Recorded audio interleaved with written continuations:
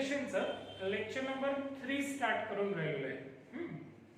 आणि lecture number 3 मध्ये आपण काय डिस्कस करणार आहे? यापूर्वी आपण काय बघितलेलं आहे की दोन मासेस असतात. दोन मासमध्ये there is always a gravitational force आणि त्या ग्रॅव्हिटेशनल फोर्सचा फॉर्म्युला आहे F is equals to gm1 m2 upon r square. आणि मग आपण हा फोर्स बघितला, याच्याशी रिलेटेड काही न्यूमरिकल्स बघितले, याचा वेक्टर फॉर्म बघितला. आजपासून ना एक खूप महत्त्वाचा कन्सेप्ट स्टार्ट करून राहिलेला आहे. त्याचं नाव आहे ऍक्सिलरेशन ड्यू टू ग्रॅव्हिटी. आपण आता नवीन कन्सेप्ट बघून राहिलेलो आहे, ऍक्सिलरेशन ड्यू टू ग्रॅव्हिटी. आता इथे दोन शब्द आले, एकाला ऍक्सिलरेशन आणि एकाला ग्रॅव्हिटी. तुम्हाला ऍक्सिलरेशन म्हणजे माहिती आहे, what do you mean by acceleration? एक तर दोन गोष्टी, change in the velocity, it is called as acceleration, किंवा force is equals to mass into acceleration, है ना? फोर्सचा फॉर्म्युला काय आहे? Mass into acceleration. म्हणजे एखाद्या गोष्टीवरती जर फोर्स एक्झर्ट होत असेल तर तिथे ऍक्सिलरेशन प्रोड्यूस होते. म्हणजे चेंज इन द वेलोसिटी किंवा फोर्स मुळे सुद्धा आम्हाला ऍक्सेलरेशन प्रोड्यूस होते. म्हणजे हा ऍक्सेलरेशनचा कन्सेप्ट आहे. दुसरा शब्द काय आहे इथे? Gravity, right? आता आपण ऍक्सेलरेशन समजलं, आम्हाला ग्रॅव्हिटी पासून स्टार्ट करूया की what do you mean by gravity. बरोबर, ग्रेविटी. भाई ग्रेविटी का मतलब क्या होता है? ग्रेविटीचा अर्थ असा होतो force exerted by earth, force exerted by earth on any body in the universe, it is called as gravity. त्याला मी काय म्हणतो?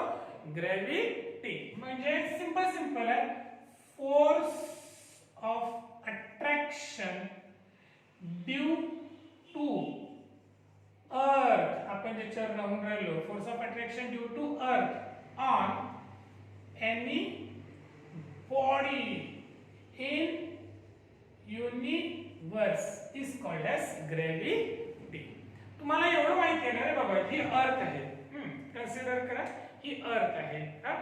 आणि एखादी वस्तू आहे h हाईट वरती, तर काय झालं माहिती आहे का? ही वस्तू खाली पडते. म्हणजे अर्थ या वस्तूला स्वतःकडे ओढून घेतोय आणि स्वतःकडे ओढताना अर्थ या वस्तूवरती फोर्स एक्झर्ट करून राहिली ओढून घेण्याकरिता. आणि हा फोर्स त्याला आम्ही ग्रॅव्हिटी म्हणतो. काय म्हणतो त्याला आपण? Gravity. Force exerted by earth, force of attraction due to earth, force of attraction due to earth, force exerted by earth on any body in the universe is called as gravity. किंवा याला gravitational पुल पण म्हणतात. लक्षात ठेवा, शब्द कुठे कुठे आला असेल, ग्रॅव्हिटेशनल पुल. म्हणजे सिंपल आहे. It is a force which is present in the earth. आपल्या अर्थ मध्ये असलेला एक फोर्स असतो, त्याला आपण ग्रॅव्हिटी म्हणतो. ठीक आहे, ओके. आता ऍक्सिलरेशन ड्यू टू ग्रॅव्हिटी म्हणजे काय होतं? What do mean by acceleration due to gravity? Acceleration due to gravity, पोरो ऍक्सिलरेशन ड्यू टू ग्रॅव्हिटी आपण जी ने दाखवतो. ठीक आहे. आता काय ऍक्सिलरेशन ड्यू टू ग्रॅव्हिटीची? द ग्रॅव्हिटी ऍक्सिलरेशन प्रोड्यूस्ड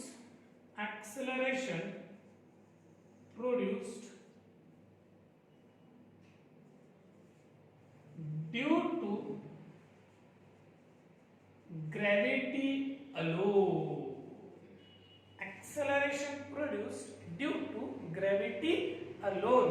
म्हणजे ग्रॅव्हिटी दुसरं तिसरं काहीच नाही, काय आहे? फोर्स. आणि force is equals to mass into acceleration. म्हणजे ग्रॅव्हिटी मुळे फोर्स तयार झाला, फोर्स मुळे ऍक्सेलरेशन तयार झालं, आणि या ऍक्सेलरेशनला आम्ही काय म्हणतो? Acceleration due to gravity. समजलं ना? Simple concept. मी हे डेफिनेशन दिली. Definition of acceleration produce due to gravity alone, it is called as acceleration due to gravity किंवा free falling body due to gravity alone, त्याला पण आपण ऍक्सेलरेशन ड्यू टू ग्रॅव्हिटी म्हणतो. तुम्ही त्या डेफिनेशनच्या माध्यमातून लक्षात नका ठेवू, कन्सेप्ट लक्षात ठेवू. काय? हे बघा, ग्रॅव्हिटी म्हणजे काय होते? फोर्स. फोर्स काय तयार करतं? ऍक्सेलरेशन. मग हे एक्सेलरेशन कोणी तयार केलं? ग्रॅव्हिटीने. म्हणून याला नाव काय दिलं? Acceleration due to gravity. कशाने दाखवायचं? g. पिक्चर क्लिअर झाला? याची कॉन्स्टंट व्हॅल्यू येते, g ची व्हॅल्यू कॉन्स्टंट असते. हे 9.8 मीटर पर सेकंड स्क्वेअर. आपण कॅल्क्युलेशन मध्ये g ची व्हॅल्यू काय घेतो? 10 मीटर पर सेकंड स्क्वेअर. एकाने मला विचारलं, हो सर ही g ची व्हॅल्यू कशी आली ते सांगा मला. 9.8. त्याचा expression for acceleration due to gravity on earth surface या टॉपिकला बघूया. Expression for acceleration due to gravity कुठे रे बा? On earth surface. आम्हाला gravity acceleration due to gravity म्हणजे काय फाइंड करायची आहे? g. कुठे? ऑन द अर्थ सरफेस वरती g चा काय फॉर्म्युला तयार होईल आपल्याला हे डिस्कस करायचं आहे. पोरं मी काही डेरिव्हेशन करत बसत नाहीये जास्त, सिंपल तुम्हाला फॉर्म्युला काढून देतो. ठीक आहे? समजा कन्सिडर ही तुमची एक अर्थ आहे. It is your earth. Let O centre of the earth. ही radius r radius of the earth आणि capital M mass of the earth. आपण काय केलं माहितीये का? या अर्थ वरती, ठीक आहे, एक छोटीशी बॉडी ठेवली. त्या छोट्याशा बॉडीचं मास स्मॉल m आहे. ठीक आहे? आता हे r आहे तर हे पण डिस्टन्स काय असेल बरोबर? r. चमकलं ना? अबे डेरिव्हेशनचं नाव expression for acceleration due to gravity. कुठे? On the earth surface. ही काय आहे आमची अर्थ. या अर्थचं मास किती आहे? Capital M. r radius of the earth. Earth वरती एक छोटी बॉडी ठेवली, त्याचं मास किती आहे? Small m. Okay, small m mass of the earth. आता मला एक सांगा, या पूर्वीच्या लेक्चर मध्ये आम्ही ग्रॅव्हिटेशनल फोर्स बद्दल समजलो. दोन मास असतील तर त्या दोन मासेस मध्ये ग्रॅव्हिटेशनल फोर्स असतो. सांगा रे त्या फोर्सचा फॉर्म्युला काय आहे? F is equals to G m1 m2 upon r square. Right? म्हणजे अर्थच्या मास मध्ये आणि ज्या अर्थ वरती ठेवलेला आपण स्मॉल मास m आहे याच्यामध्ये ग्रॅव्हिटेशनल फोर्स असेल ना पोरो? G m1 m2 upon r square. ठीक आहे? According to Newton's law, force चा दुसरा एक formula, force is equals to mass into acceleration. आता इथे acceleration अर्थ मुळे तयार होऊन राहिलं म्हणजे mg. याला मी इक्वेशन नंबर 2 म्हणतो. हाई फोर्स चा फॉर्म्युला आहे, हाई फोर्स चा फॉर्म्युला. इक्वेट करा बरं दोघांना. mg is equals to g m upon r square. mm cancel. ये mill Gaya small g is equals to capital G m upon r square. हा झाला तुमचा एक्सिलरेशन ड्यू टू ग्रॅव्हिटीचा फॉर्म्युला. कुठला? On the earth surface चा.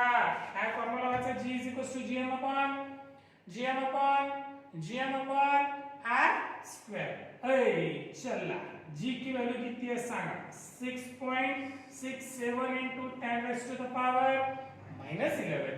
मास of the अर्थ किती है सांगा? सांग रे बाबा. 6 into 10 raised to the power 24 kg. Radius of the अर्थ किती है सांगा रे बा? 6.4 into 10 raised to the power 6 meter radius of the earth. आता या सगळ्या जेव्हा तुम्ही व्हॅल्यू या फॉर्म्युला मध्ये टाकाल तर तुमचं कॅल्क्युलेशन येते 9.8 मीटर पर सेकंड स्क्वेअर. म्हणजे स्मॉल g ची value on the earth surface किती होऊन राहिली? 9.8 meter per second square. Are you getting guys? This is called as acceleration due to gravity. कुठली? ऑन द अर्थ सरफेस ची. कुठली? On the earth surface ची. तुम्हाला विचारलं what do you mean by gravity, तो सरल सरल सांगायचं हो ग्रेविटी का मतलब होता है एक अर्थ में फोर्स है और वो फोर्स किसी भी बॉडी को अपनी तरफ खींचता है, that force is called as gravity. और एक्सेलरेशन ड्यू टू ग्रेविटी का मतलब क्या होता है? फ्री फॉलिंग बॉडी और acceleration produce due to the gravity, it is called as acceleration due to gravity. On the earth surface हमारा acceleration due to gravity का formula क्या आएगा, g is equal to gm upon r square. इसकी value क्या रहेंगी, 9.8 meter per second square. चमकलं, numericals घेऊया आपण।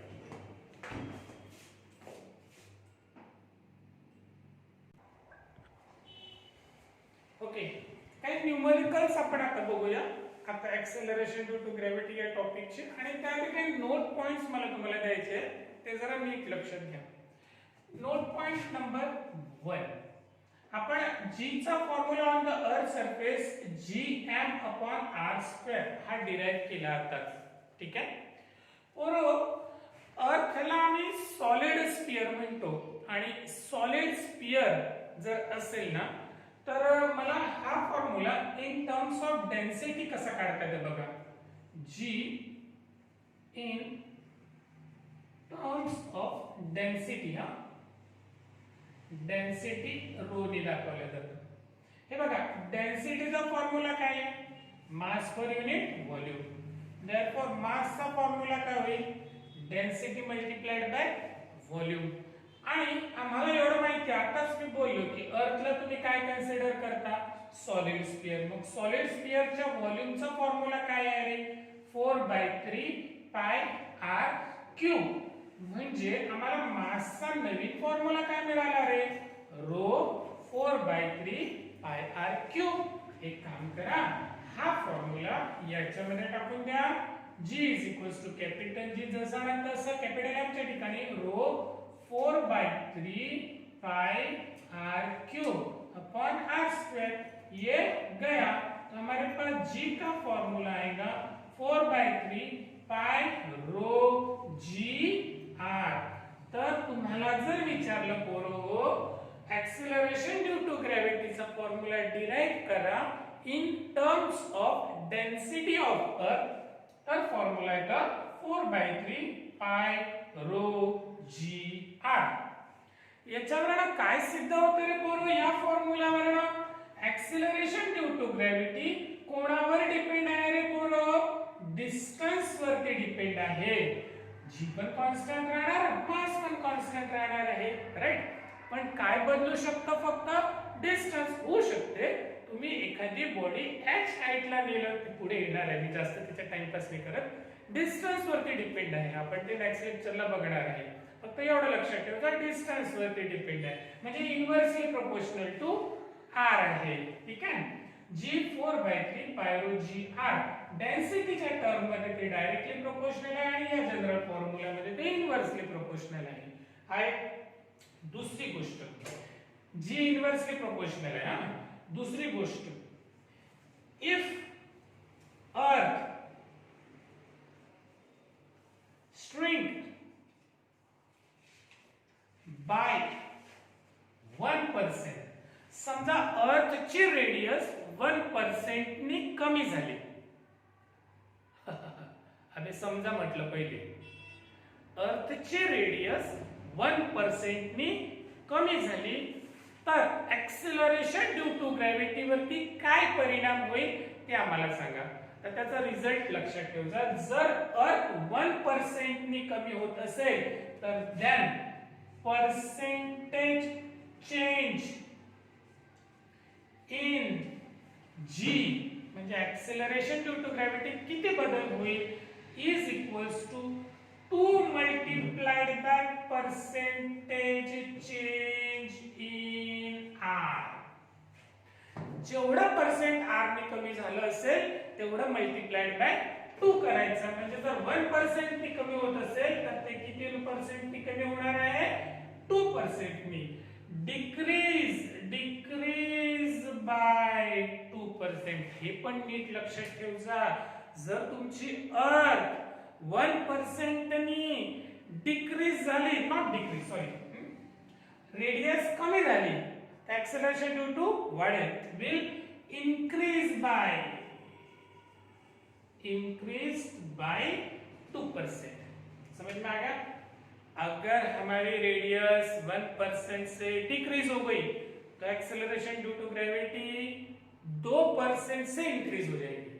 डायरेक्ट रिजल्ट फॉर्म्युला एमसीक्यूज विचारले जातात त्याच्याशी रिलेटेड। ओके, चला एक न्यूमेरिकल घेतो। gravity on the moon is 1/6 times gravity of the earth. काय gravity of the moon is equals to 1/6 times the gravity of the earth. भाई बोला है density of the earth upon density of the moon 5/3 दिया, तो what is the ratio of radius of the moon to radius of the earth, इसका ratio पूछा है हमें. ठीक है, चलो ये दिया है हमारे पास ग्रेविटी ऑफ द.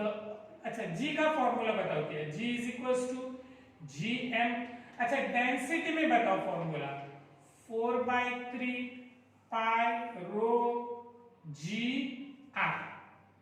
ठीक है, तो g क्या है, therefore g directly proportional to density. Density दिया है ना हमें और डायरेक्टली प्रोपोर्शनल टू r है. ठीक है, तो देखता मैं GE upon GM is equals to, सभी कैंसिल हो जाएंगे, directly proportional to rho E upon rho M multiplied by RE upon RM. Okay, radius of earth upon radius of moon. ये हमें पता है कितनी है, हम इसको कैलकुलेशन में 10 लेते हैं. ये GM हमें फाइंड करना है.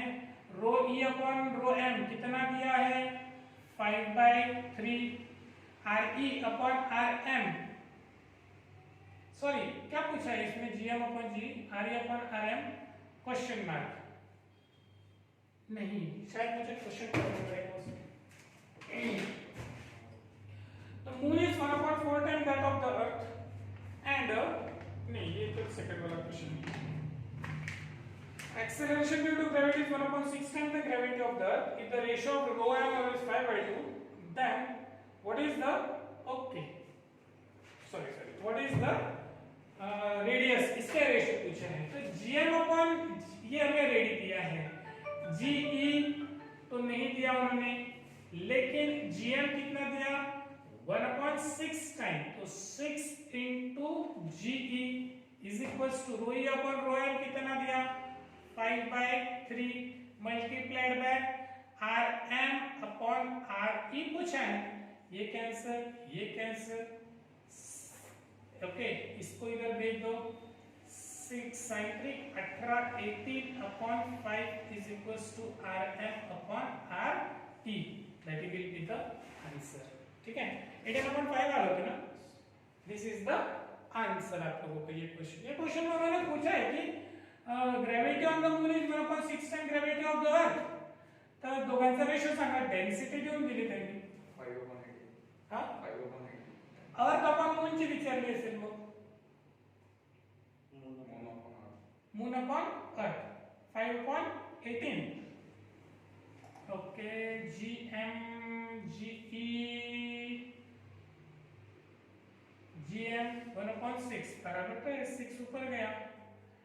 GE upon G rho E upon rho M 5/3 दिलं होतं का. Rho E upon rho M 5/3. तो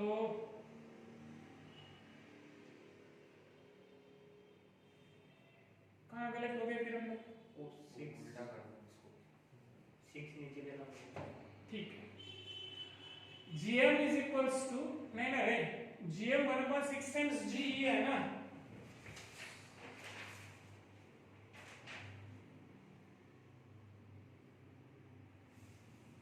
अच्छा, रेडियस ऑफ मून विचारलं ना रे. बरोबर आहे ना ते, आपला आन्सर बरोबर होतं ना ते. त्याच्यात प्रश्न हा असाच बरोबर आहे. तुला रेडियस ऑफ मून विचारलं तर ती अर्थ कडे गेला त्यांनी कटवलं फक्त.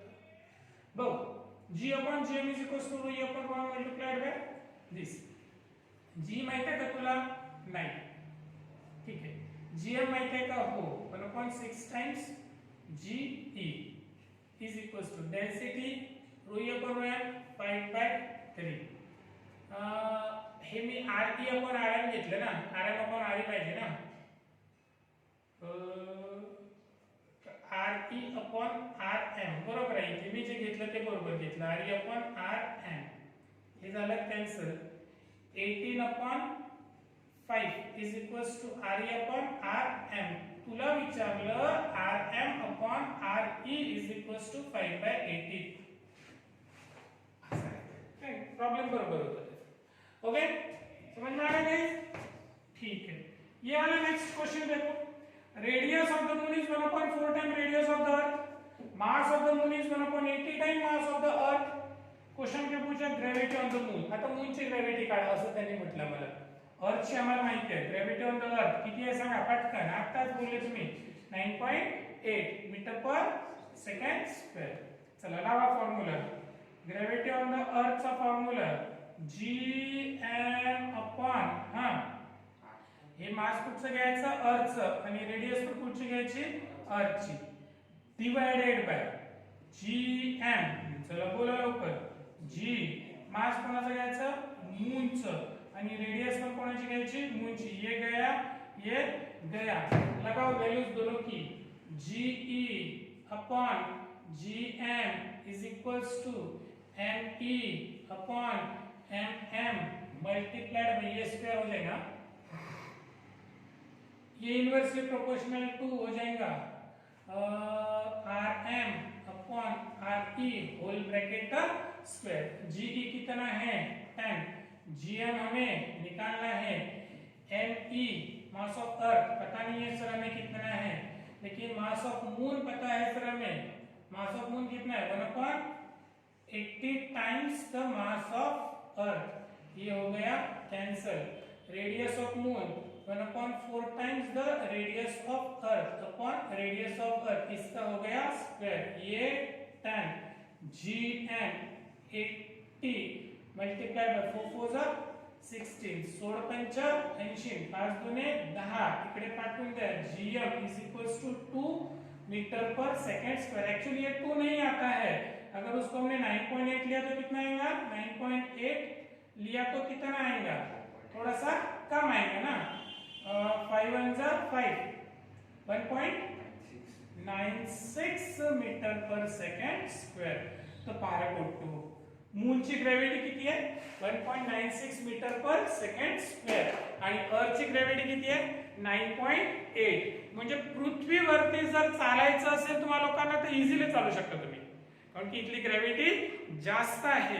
आणि मून वरती जर तुम्हाला चालायचं असेल ना तर तिथे चालता नाहीये। तुम्ही बघा स्पेस मध्ये जेव्हा जाता ना हवेत उडतात लोक असे इकडे तिकडे, तुम्ही ॲस्ट्रोनॉट बघितले ना, जिथे ग्रॅव्हिटी झिरो ग्रॅव्हिटी असते तिथे ते असे उडतात, झोपतात ते असे हवेतच झोपतात, कारण की त्या प्लॅनेटला ग्रॅव्हिटेशनल पूल नसतो।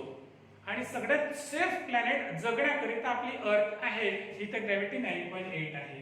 ठीक आहे, मूनची ग्रॅव्हिटी किती आहे 1.96, आपण ती कॅल्क्युलेशन मध्ये 2 घेऊ शकता। Okay, thank you.